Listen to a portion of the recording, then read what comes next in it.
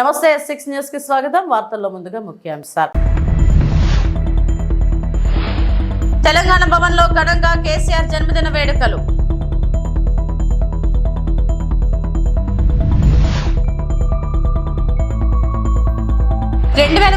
Olympics ను భారత్ నిర్వహిస్తుందని కలలు కంటున్నారు నీతా అంబానీ.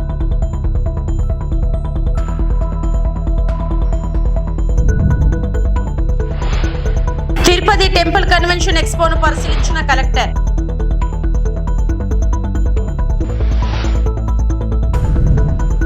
తెలంగాణ మాజీ ముఖ్యమంత్రి కేసీఆర్ పుట్టినరోజు నేడు. ఈ సందర్భంగా తెలంగాణ వ్యాప్తంగా బీఆర్ఎస్ నేతలు, కార్యకర్తలు కేసీఆర్ జన్మదిన వేడుకలు, పలు సేవా కార్యక్రమాలు నిర్వహిస్తున్నారు.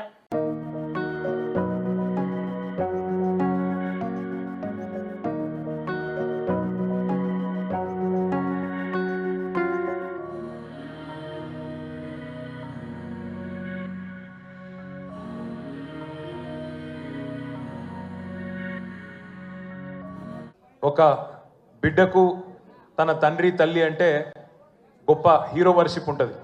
మా నాయన హీరో అనుకుంటారు ఎవరైనా. కానీ కేసీఆర్ గారి కడుపున పుట్టిన బిడ్డగా నిజంగా నా పూర్వజన్మ సుకృతం, నా అదృష్టం. ఎందుకంటే మా నాన్న నా ఒక్కడికే హీరో కాదు. మా నాన్న మొత్తం తెలంగాణ జాతికి హీరో, 4 కోట్ల తెలంగాణ ప్రజలకు హీరో. తెలంగాణకు విముక్తి కల్పించిన ఒక మహానుభావుడు, ఒక కారణ జన్ముడు కడుపున నేను పుట్టడం నా అదృష్టంగా భావిస్తూ ఉన్నాను. నిజంగా అప్పుడప్పుడు ఇప్పుడే పెద్దలు చెప్తా ఉంటే కొన్ని సినిమా రీల్ లాగా మనసులో తిరుగుతూ ఉండే. వారు చెప్తున్న కొన్ని మాటలు. కేసీఆర్ గారు ఉద్యమానికి నడుం బిగించినాడు. ఎన్ని ప్రతికూల పరిస్థితులు, ఎన్ని ఇబ్బందికరమైన పరిస్థితులు ఇప్పుడే పెద్దలు మస్సున్నాచారి గారు చెప్పినారు. మీడియా పవర్ లేదు, మనీ పవర్ లేదు, మజిల్ పవర్ లేదు, కుల బలం లేదు. ఉన్నదల్లా ఒక్కటే గుండె బలం, జనబలం. దానితోనే ఆనాడు 25 సంవత్సరాల కిందట పార్టీని పెట్టిన తర్వాత ఎన్ని దెబ్బలు, ఎన్ని అవమానాలు, ఎన్ని రకాల ప్రతికూల ఫలితాలు ఇప్పుడే హరీష్ రావు గారు మేము గంట వివరంగా చెప్పినారు. ఇవన్నీ ఎదుర్కొని ఇంకొకరు బతికి బట్టగట్టాలంటే ఈ రోజున్న రాజకీయాల్లో సామాన్యమైన విషయం కాదు. కానీ తాను తెలంగాణ అనే స్వప్నాన్ని తెలంగాణ ప్రజల తరఫున స్వప్నించి ఒక కలగని, ఆ తర్వాత 25 సంవత్సరాలుగా ఈ రాష్ట్ర రాజకీయాన్ని శాసించి అల్టిమేట్గా సావు నోట్లో తలబెట్టి తెలంగాణను సాధించిన కారణ జన్ముడు మన నాయకుడు కేసీఆర్ గారు అనడంలో రెండో ఆలోచన ఎవరికి కూడా లేదు. ఇవాళ మనందరి లక్ష్యం ఒకటే కావాలి. కేసీఆర్ గారికి దీవెనలు ఇవ్వడంతో పాటుగా, కేసీఆర్ గారికి మీ ఆశీర్వాదాలు ఇవ్వడంతో పాటుగా మనందరి లక్ష్యం ఒకటే కావాలి. గత 14-15 నెలలుగా రాష్ట్రంలోని ఏ మూలకి పోయినా, ఏ ఊరికి పోయినా, ఏ పట్టణానికి పోయినా, ఏ మనిషిని ఒకసారి ఇట్లా కదిపినా, ఆటో డ్రైవర్ కావచ్చు, రైతన్న కావచ్చు, ఒక తమ్ముడు కావచ్చు, ఒక చెల్లె కావచ్చు, ఒక ఆడబిడ్డ కావచ్చు, ఎవ్వలను కదిపినా ఇవాళ ఒకటే మాట వినబడుతున్నది. మళ్ళీ కేసీఆర్ రావాలే, కేసీఆర్ గారు తిరిగి రాష్ట్ర ముఖ్యమంత్రి కావాలే అనే ఒకటే మాట వినబడతా ఉన్నది. ఇవాళ కేసీఆర్ గారి జన్మదినం సందర్భంగా మనందరం కూడా ఒకటే ప్రతిజ్ఞ తీసుకుందాం. అందరం ఒకటే లక్ష్యంతో రాబోయే 3.5 ఏళ్ళు పనిచేద్దాం. ఒకటే ఒక్క లక్ష్యం, మళ్ళీ తిరిగి ఏ కేసీఆర్ గారి వల్లనైతే ఈ తెలంగాణ సాకారమైందో అదే కేసీఆర్ గారు తిరిగి ముఖ్యమంత్రి కావడమే లక్ష్యంగా అందరం 60 లక్షల మంది గులాబీ దండు, ఆయన కుటుంబ సభ్యులందరం కూడా కలిసిమెలిసి గట్టిగా పనిచేద్దాం. రిలయన్స్ ఫౌండేషన్ వ్యవస్థాపకురాలు చైర్పర్సన్ నీతా అంబానీ 3వ అతిపెద్ద ఆర్థిక వ్యవస్థగా అవతరించడానికి సిద్ధంగా ఉన్న భారతదేశం ఒలింపిక్స్ కు ఆతిథ్యం ఇవ్వాలి అనే తన బలమైన నమ్మకాన్ని వ్యక్తం చేస్తున్నారు. 2036 క్రీడలకు బిడ్ వేయాలనే దేశం యొక్క ఆశయాన్ని ఆమె హైలైట్ చేస్తున్నారు. మరియు ఉన్న వేదికలను పునరుద్ధరించడం ద్వారా స్థిరమైన పర్యావరణ అనుకూల ఈవెంట్ ను హామీ ఇస్తున్నారు. Lead the bid for India to host the Olympics this year for 2036. I believe that India must have the Olympics. We are going to be the third largest economy in the world. And if you see,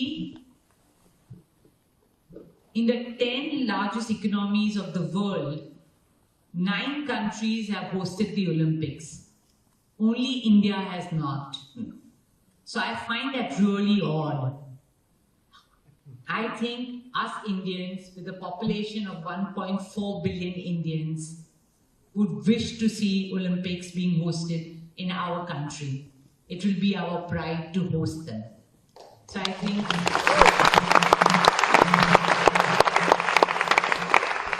so that is the reason I think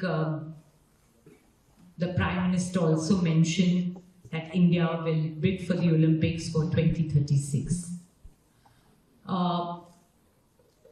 Your second question was? That, there's places like Greece, there's places like Brazil that hosted the Olympics with great pride and then ended up finding themselves in more financial difficulty than they imagined they would. So how do you make sure that we avoid that even as we celebrate bringing the Olympics to India? I think first and foremost, I must say we all Indians are known to do frugal innovation. I think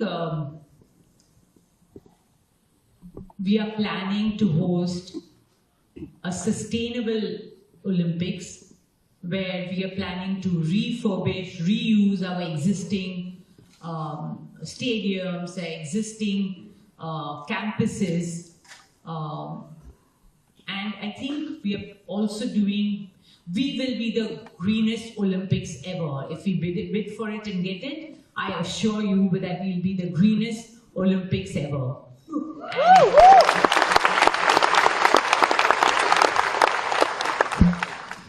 And by way of housing, we'll make that housing for our athletes and then sell it as affordable housing for the people of India. So I think India is at the right time. Tirupati పట్టణంలో నిర్వహిస్తున్న temple convention expo కార్యాలయం ఏర్పాట్లను జిల్లా collector Venkateshwar సోమవారం పరిశీలించారు.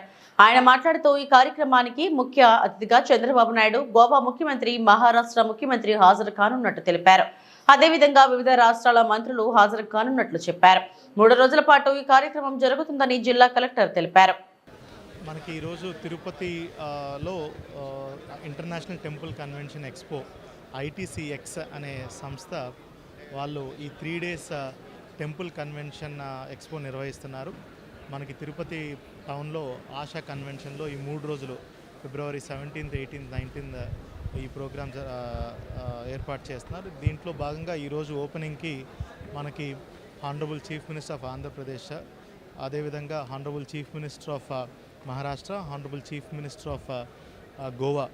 Our Honorable Chief Minister will be the chief guest, and Maharashtra Chief Minister garu, Goa Chief Minister garu will be the special guest of honor to this program, along with the Union Cabinet Minister for New and Renewable Energy, Shripad Nayak garu kuda deeniki vichey unnaru.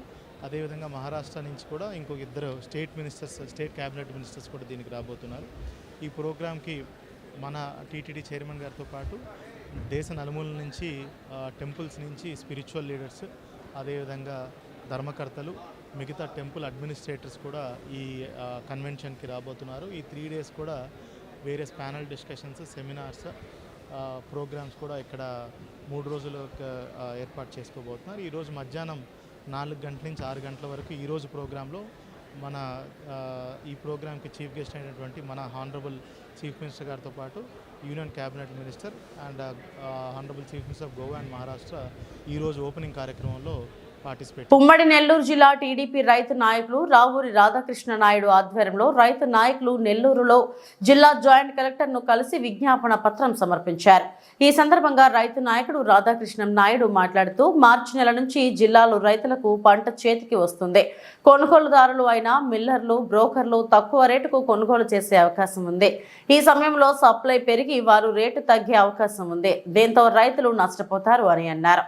జిల్లా అధికారులు తక్షణం జోక్యం చేసుకుని రైతులకు rate తగ్గనీయకుండా చూడాలని కోరారు. ఈ కార్యక్రమంలో పెద్ద సంఖ్యలో రైతులు, రైతు నాయకులు పాల్గొన్నారు. ఈరోజు రైతు సంఘం నాయకులు కలెక్టర్ గారికి మెమోరాండం సమర్పించినాం. వరి మద్దతు ధర కిందకు పోయింది కాబట్టి రైతులకి సహాయం చేయాలని చెప్పేసి కొనుగోలు కేంద్రాలు, సివిల్ సప్లైస్ ద్వారా కొనుగోలు కేంద్రాలను తెరిపించి అన్ని మండలాల్లో, అన్ని రైతు భరోసా కేంద్రాల్లో కొనుగోలు కేంద్రాలు ఏర్పాటు చేయాలని చెప్పేసి జేసీ గారికి విజ్ఞప్తి చేశాం. అదేవిధంగా రైస్ మిల్లర్ల దగ్గర కూడా బ్యాంక్ గ్యారంటీలు రెడీగా పెట్టుకోవాలని చెప్పేసి సిబ్బందికి శిక్షణ ఇచ్చి అన్ని రైతు భరోసా కేంద్రాల్లో మాయిక్చర్ మిషన్లు, గోను సంచులు, ఫ్లెక్సీలు అన్ని ఏర్పాటు చేసి అప్రమత్తంగా ఉంటే మార్చి మొదటి వారంలో విపరీతమైనటువంటి ప్రొడక్షన్ సీజన్ వస్తుంది కాబట్టి ఎవరి పాటికోళ్ళు ఉంటే ధాన్యం విపరీతంగా ఇబ్బడిముబ్బడిగా వచ్చి అప్పుడు రైస్ మిల్లర్లు అదునుగా చూసుకుని బ్రోకర్లు రేటు తగ్గించేసి రైతుల్ని అన్యాయం చేస్తారు. కాబట్టి ఉన్నతాధికారులు అప్రమత్తంగా ఉండి మార్చి మొదటి వారానికి అన్ని కొనుగోలు కేంద్రాలు తెరిచి సిబ్బందిని రెడీగా పెట్టి, గోను సంచులు రెడీగా పెట్టి, ట్రాన్స్పోర్ట్ ని రెడీగా పెట్టి, హమాలీలను రెడీగా పెట్టి వెంటనే కొనుగోలు కేంద్రాల నుంచి ధాన్యాన్ని సేకరించి మిల్లర్లకి శాంపిల్ ఇవ్వకుండా ఏదైతే సివిల్ సప్లైస్ కార్పొరేషన్ ఉందో వాళ్లే శాంపిల్ తీసుకొని మిల్లర్ తో సంబంధం లేకుండా ధాన్యాన్ని రైతు దగ్గర కొనుగోలు చేయాలని చెప్పేసి విజ్ఞప్తి చేస్తూ ఇవన్నీ కేంద్రాలని రెడీగా పెట్టి అప్రమత్తం చేసి జేసీ గారు కూడా ఈ రోజు మాకు మాట ఇచ్చారు, కొనుగోలు కేంద్రాలు తెరిచారు లేదో నేనే స్వయంగా చెక్ చేస్తా అన్నాడు. అదే విధంగా జేసీ గారు స్వయంగా చెక్ చేసి రైతులకి మేలు చేస్తారని చెప్పి ఆశిస్తున్నా. అదే విధంగా ఏదైతే ఎక్స్పోర్ట్ ఉందో 100 దేశాల్లో ధాన్యం కొరతుంది బియ్యం, కాబట్టి ఎక్స్పోర్ట్ ను కూడా వదలాల్సిందిగా స్టేట్ గవర్నమెంట్ ని, ముఖ్యమంత్రి గారిని ఈ సందర్భంగా డిమాండ్ చేస్తున్నాం. ఏదైతే ఎక్స్పోర్ట్ ఇస్తారో అప్పుడే ఈ మిల్లర్లు కానీ వీళ్ళందరూ అవసరం లేకుండా రైతులకి గిట్టుబాటు ధర ఎంఎస్పి కంటే మంచి రేటు వస్తుంది. కాబట్టి దీన్ని చేయాలని చెప్పేసి రైతులకి డిమాండ్ చేస్తున్నాం.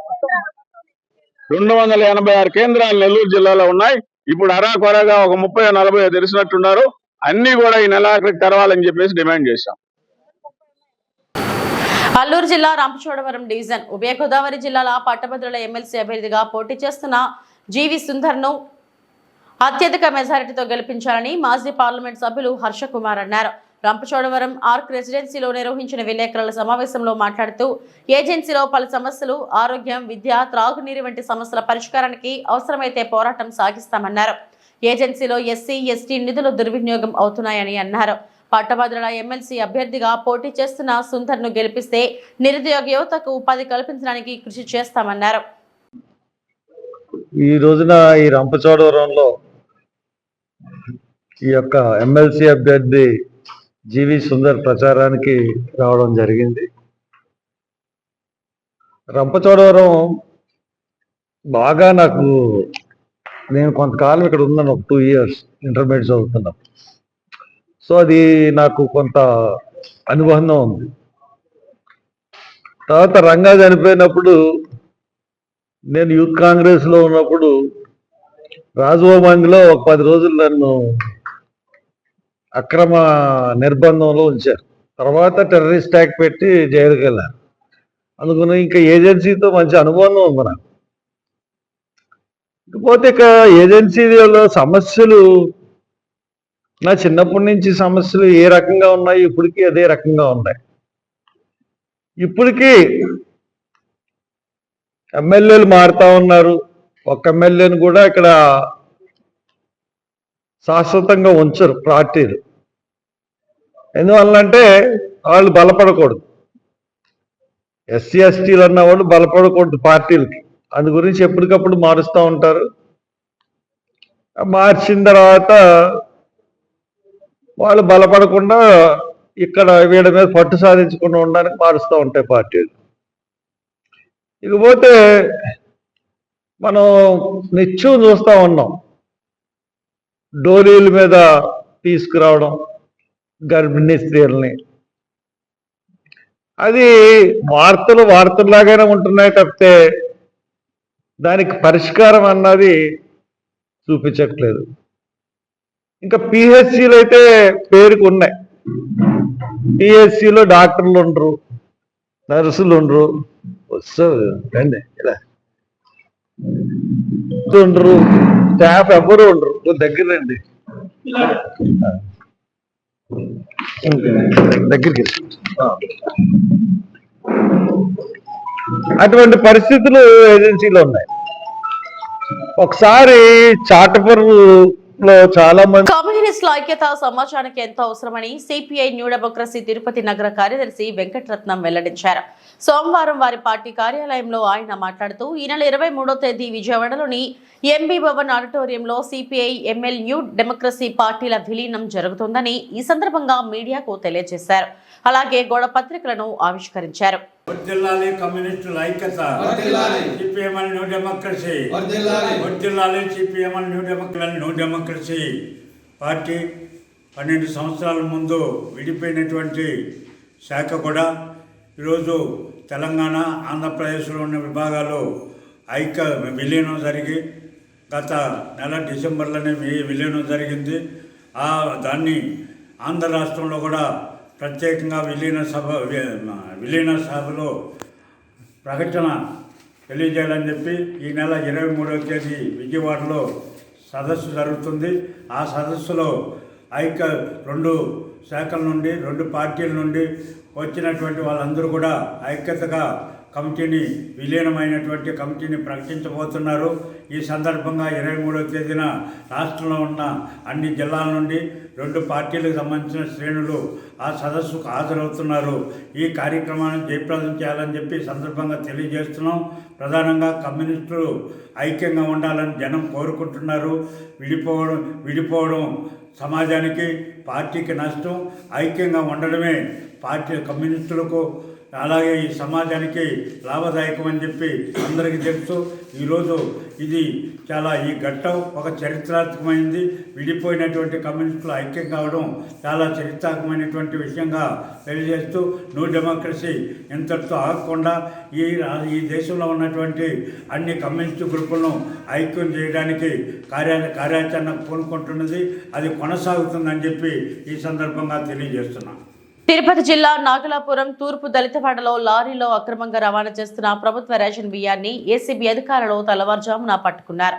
బియ్యంతో పాటు లారీని స్వాధీనం చేసుకున్నారు. లారీలో ఉన్న బియ్యం 200 బస్తాలు సీజ్ చేసిన స్పెషల్ బ్రాంచ్. పట్టుబడిన బియ్యాన్ని గ్రామాలలో సేకరించి పోగు చేసి విక్రయించడంతో పాటు రేషన్ దుకాణాల నుంచి కూడా సేకరించి తరలిస్తున్నట్లు ప్రజలు చర్చించుకుంటున్నారు. లారీతో పాటు లారీ డ్రైవర్లు అదుపులోకి తీసుకుని విచారి స్పెషల్ బ్రాంచ్ బృందం నాగలాపురం ఎస్ఐ పూర్తి వివరాలు తెలియాల్సి ఉంది.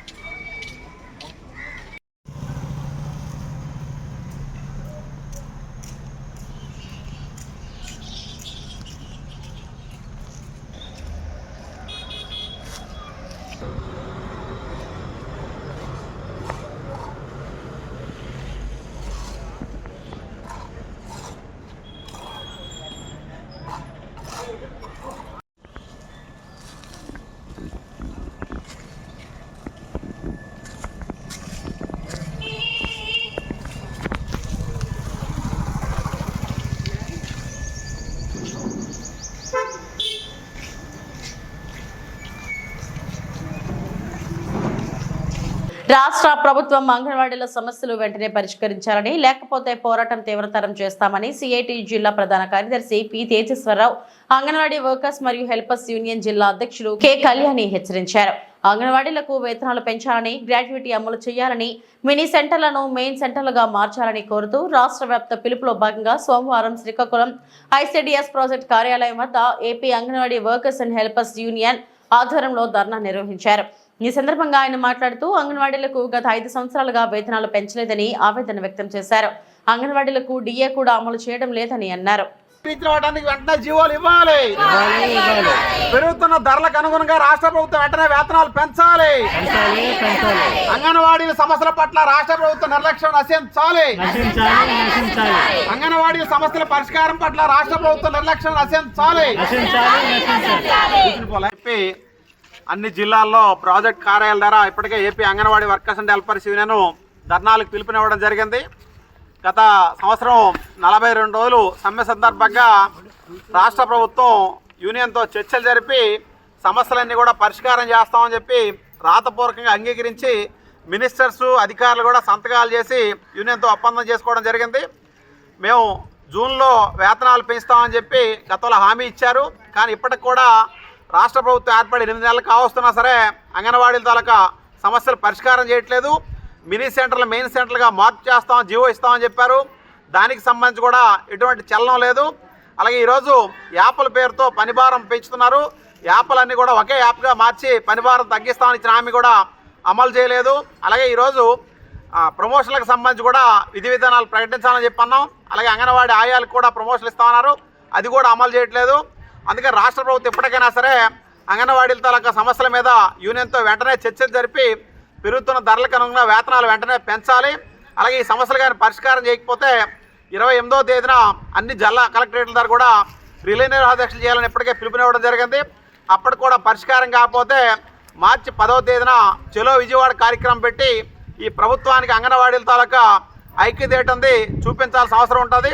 అందుకు ఈరోజు కూటమి ప్రభుత్వం గతంలో వైసీపీ ప్రభుత్వం ఉండేటప్పుడు అంగన్వాడీలు పోరాటాలు చేస్తే ఆ శిబిరాల దగ్గరకు వచ్చి మీ అధికారంలోకి వచ్చిన వెంటనే మీ సమస్యలన్నీ పరిష్కారం చేస్తాం, మీ పోరాటాలకు అండగా ఉంటామని చెప్పి ప్రకటించిన కూటమి నాయకులు ఈరోజు అధికారంలోకి వచ్చినప్పుడు కూడా అంగన్వాడీ సమస్యల పరిష్కారం పట్ల నిర్లక్ష్యంగా వ్యవహరించడాన్ని సిఐటిగా తీవ్రంగా ఖండిస్తున్నాం. ఇప్పటికైనా సరే అంగన్వాడీ సమస్యల పట్ల బాధ్యతగా వ్యవహరించి యూనియన్తో చర్చలు జరిపి వేతనాలు పెంచడంతో పాటు మినిట్స్లో అంగీకరించిన విషయాలన్నిటి కూడా జీవోలు వెంటనే ఇవ్వాలని చెప్పి, లేకపోతే పోరాటాలు ఉధృతం చేస్తామని చెప్పి ప్రభుత్వాన్ని హెచ్చరిస్తున్నాం.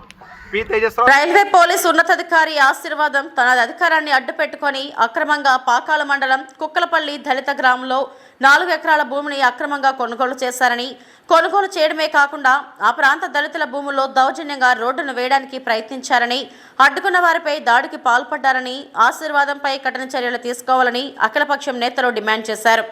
సోమవారం ఉదయం పాకాల మండలం కుక్కలపల్లి దళిత గ్రామాన్ని రిటైర్డ్ జిల్లా జడ్జ్ గుర్రప్ప నేతృత్వంలో సిపిఐ జిల్లా కార్యదర్శి పి మురళి, సిపిఎం జిల్లా కార్యదర్శి వర్గ సభ్యులు కందారపు మురళి, రిపబ్లికన్ పార్టీ దక్షిణ భారత అధ్యక్షులు పి అంజయ్య, బహుజన్ సమాజ్ పార్టీ నాయకులు గ్రామాన్ని సందర్శించారు.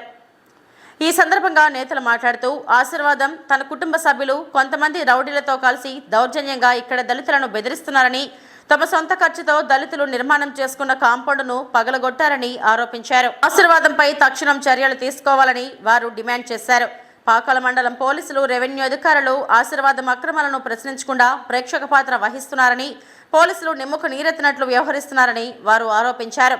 ఆశీర్వాదంపై తక్షణం చర్యలు తీసుకోవాలని, ఆయన కొనుగోలు చేసిన భూమిని ప్రభుత్వం స్వాధీనం చేసుకుని పేదలకు పంపిణీ చేయాలని కోరారు. ఆశీర్వాదంను ఉద్యోగం నుంచి సస్పెండ్ చేసి అరెస్టు చేయాలని వారు ఈ సందర్భంగా డిమాండ్ చేశారు. కుక్కలపల్లి దళిత గ్రామానికి సంబంధించి ఇక్కడ ఒక వివాదం ఉంది అని అంటే, రిటైర్డ్ జిల్లా జడ్జి గురప్ప గారి ఆధ్వర్యంలో CPM, CPI, Republican party, Bahujan Samaj పార్టీల ఆధ్వర్యంలో ఒక ప్రతినిధి బృందం మేము ఇక్కడికి వచ్చి పరిశీలన చేయడం జరిగింది.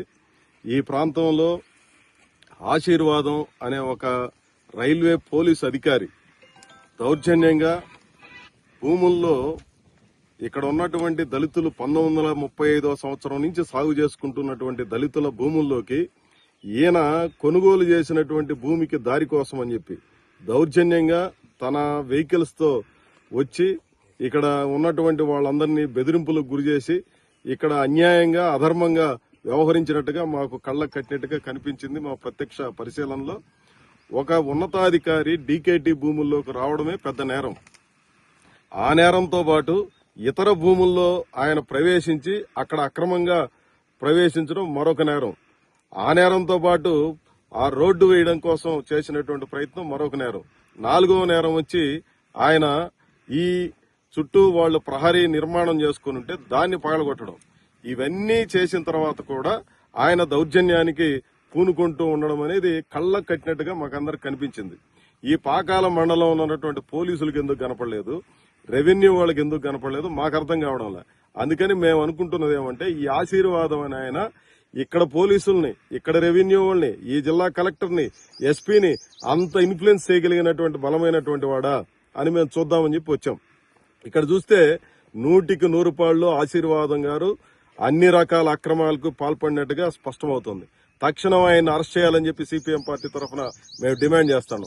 ఆయన ఏదైతే ఇక్కడ అక్రమంగా కొనుగోలు చేస్తున్నాడో ఆ భూమిని స్వాధీనం చేసుకుని పేదలకు అప్పచెప్పాలని చెప్పి మేము డిమాండ్ చేస్తాను. ఇది తక్షణం జరగకపోతే ఇక్కడ ఉన్నటువంటి పాకాల మండలం ఉన్నటువంటి రెవెన్యూ, పోలీసు యంత్రాంగం మీద అదే మాదిరి ఆయనకు కొమ్ముగా వస్తున్నటువంటి అందరి మీద చర్యలు తీసుకోవాలని చెప్పి కలెక్టర్ కార్యాలయం దగ్గర ధర్నా పెట్టే కార్యక్రమాన్ని చేస్తాం. ఈ విషయంలో ఎస్పీ గారు, రైల్వే ఉన్నతాధికారులు, కలెక్టర్ గారు తక్షణం స్పందించి ఇక్కడ ఉన్నటువంటి గ్రామస్తుల న్యాయమైనటువంటి సమస్య పరిష్కారానికి తోడ్పడాలని సిపిఎం పార్టీ తరఫున నేను విజ్ఞప్తి చేస్తున్నాను. ఇవి ఇప్పటివరకు నా బులెటిన్ అప్డేట్స్. నమస్తే.